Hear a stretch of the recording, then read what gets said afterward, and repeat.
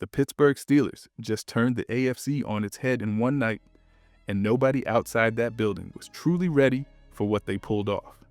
One moment, it felt like the division was slipping away, an extra point sailing wide, a special teams breakdown, the kind of little crack that usually kills a season.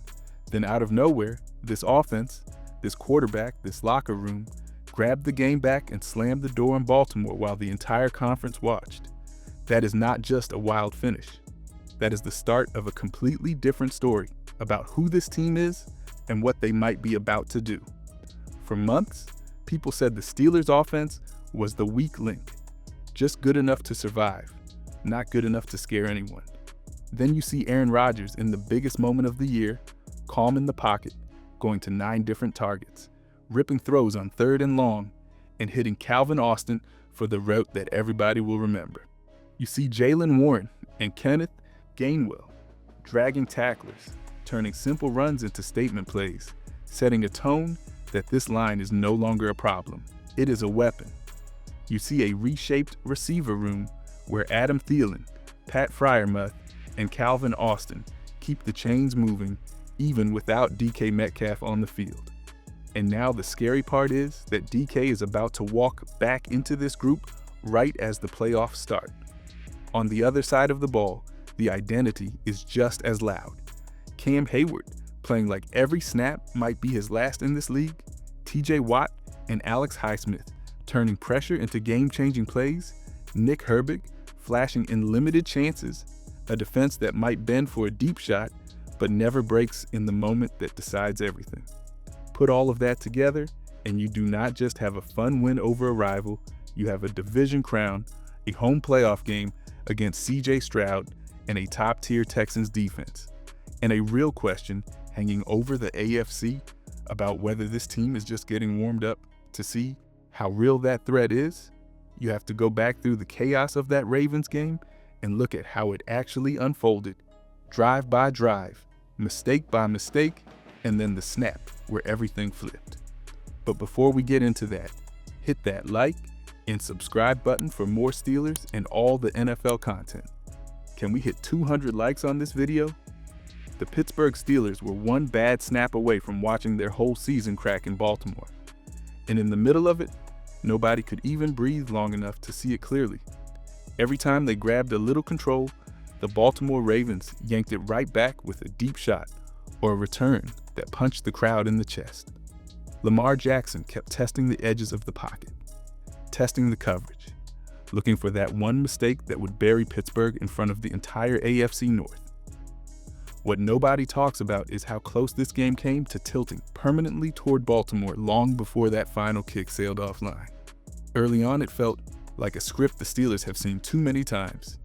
The Ravens jumped out fast, moved the ball, and suddenly the defense was chasing Zay Flowers across the field and losing track of Devontae Walker down the sideline while the scoreboard climbed.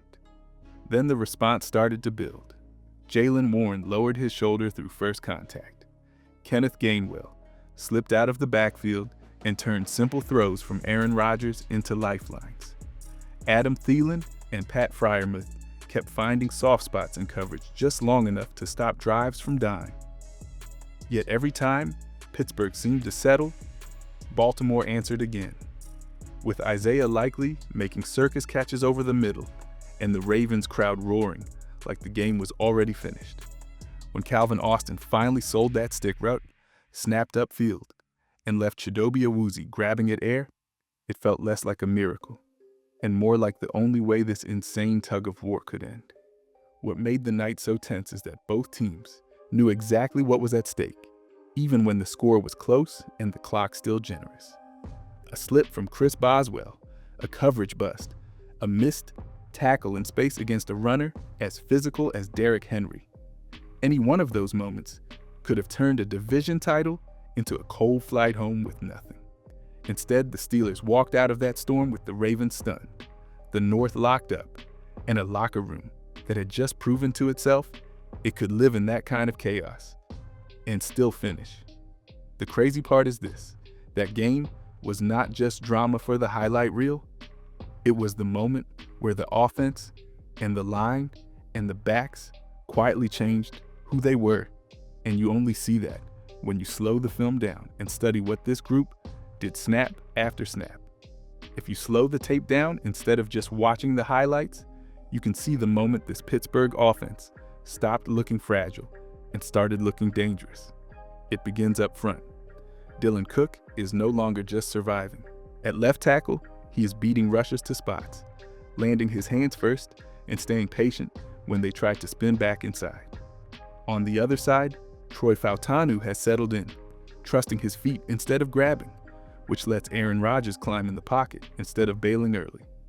Inside, Zach Frazier is snapping, reaching, and then sprinting into space on screens like a veteran, while Mason McCormick and the rest of the interior keep the line moving as one piece instead of 5 separate bodies. The box score will never show that kind of detail, but the film does, and it is the reason everything else finally started to click. Once the protection solidified, the whole identity of the offense shifted. The backs stopped looking like they were fighting alone and started running behind real structure. Jaylen Warren now gets creases instead of collisions, so his balance and power turn 5-yard lanes into chain-moving runs that break a defense's will. Kenneth Gainwell is moved all over the formation, into the slot, out wide, sneaking out late from the backfield, and Aaron Rodgers trusts him enough to fire the ball early and let him win in space. In the route tree, Adam Thielen handles the dirty work inside, sitting in windows and beating zone.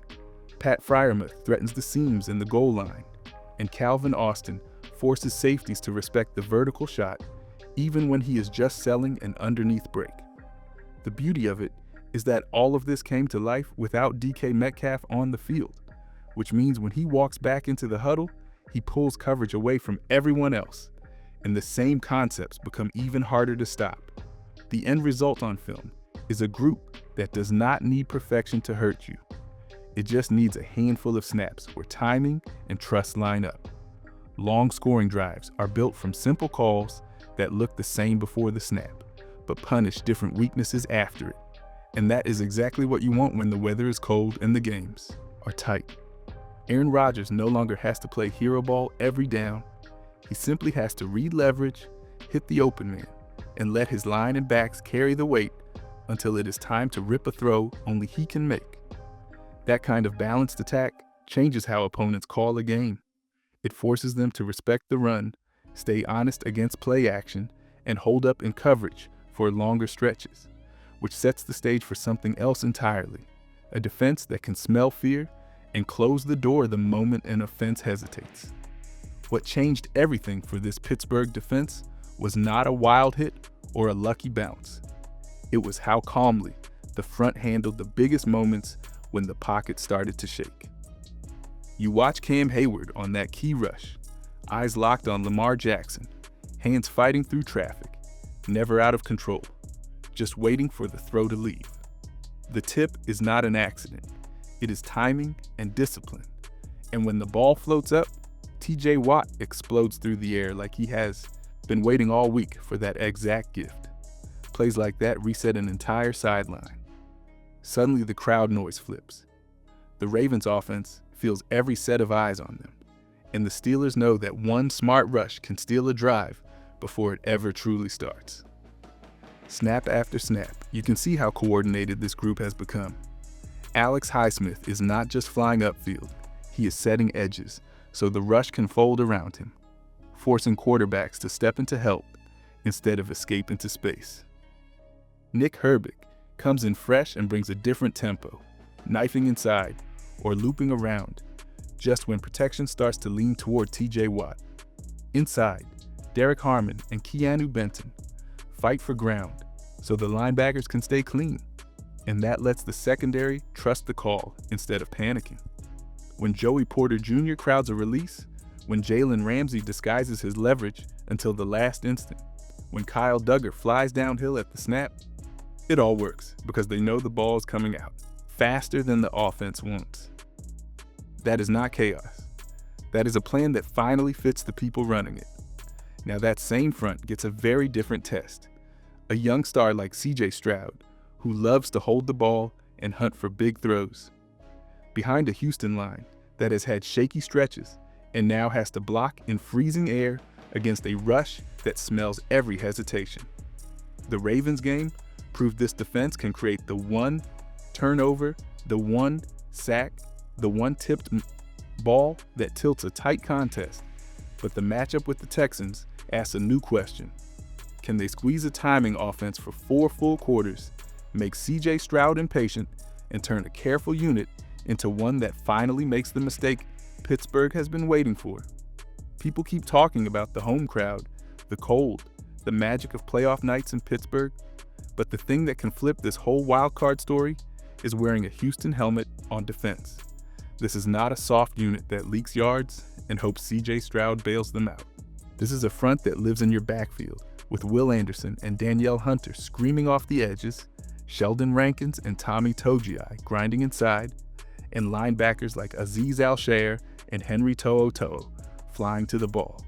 Behind them, you have Derek Stingley Jr. erasing #1 receivers, Kamari Lassiter locking down the other side, Jalen Pitre lurking in the slot, with Callan Bullock and Miles Bryant cleaning up mistakes. On paper, it looks like the exact kind of group that feasts on big-name quarterbacks who hold the ball for half a second too long. That is why the way Aaron Rodgers and this offense operate now actually matters. You cannot expect DK Metcalf to just walk back into the huddle and bully Derek Stingley Jr. snap after snap.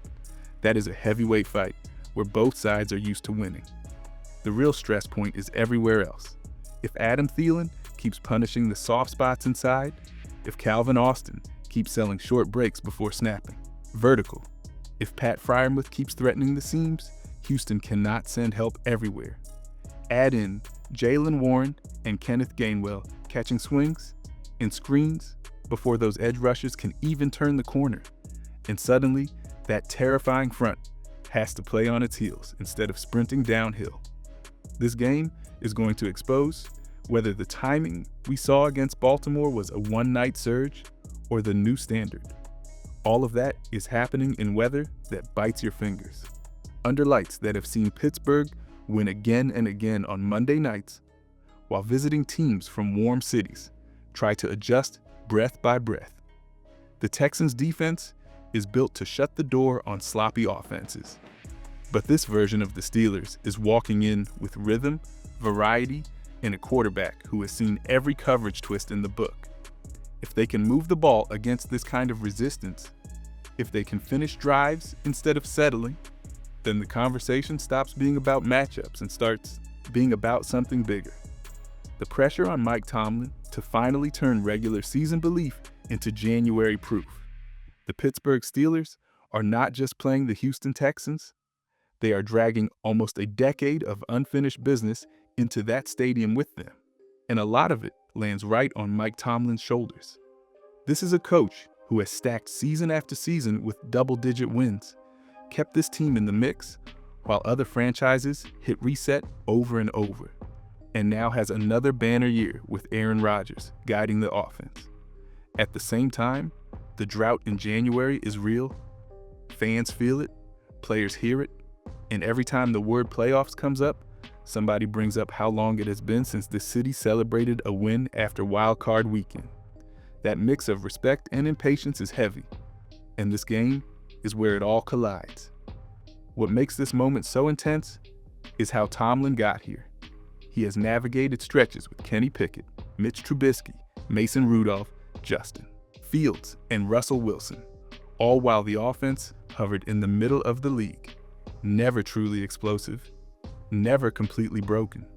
Now, he finally has a future Hall of Fame level presence in Aaron Rodgers, a backfield powered by Jaylen Warren and Kenneth Gainwell, an ascending line with Dylan Cook, Troy Fautanu, and Zach Frazier, a pass rush led by TJ Watt, Alex Highsmith, and Cam Hayward, and a reshaped secondary with Joey Porter Jr., Jalen Ramsey, and Kyle Duggar. This is not a patchwork roster trying to sneak in. This is a complete group built specifically to win games, like the one coming on Monday night, which means there are no excuses left, only results. That is why every choice Tomlin makes in this matchup carries extra weight, from when he trusts the offense on 4th and short, to how aggressive he is with pressure on CJ Stroud, to whether he leans on Chris Boswell in another tight finish. If he pushes the right buttons and this team finally breaks through, it changes the whole conversation around his era in Pittsburgh. If they stumble, the questions will only get louder, no matter how strong the regular season looked. All of that sets the stage for something very simple and very brutal. The checklist of things the Steelers must execute almost perfectly if they want this night to become the turning point, instead of another painful what if. These playoffs will come down to the little things, not the highlights. Pittsburgh needs Aaron Rodgers to control the huddle, protect timeouts, and keep the offense in third and short with Jaylen Warren, Kenneth Gainwell, and DK Metcalf helping stack small wins that turn red zone trips into real scoring chances. On defense, the rush can bother CJ Stroud, but it only matters if Joey Porter Jr., Jalen Ramsey, Kyle Duggar, and the rest of the back end stay locked in, tackle Nico Collins and company in space, and force long, grinding drives so hits from Cam Hayward, TJ Watt, and Alex Highsmith add up special. Teams has to quietly do its job, with Chris Boswell cashing in drives and the coverage units avoiding flags or lane busts that flip field position. If the Steelers win those hidden battles in rhythm, communication, and discipline, the final minutes could be the difference between just another wild chapter and the night this team actually breaks through. This game decides what the Pittsburgh Steelers really are, a dangerous AFC threat, or just a wild story that stops one step short. Beat the Houston Texans in this pressure, with Aaron Rodgers outdueling CJ Stroud and an elite defense backing him.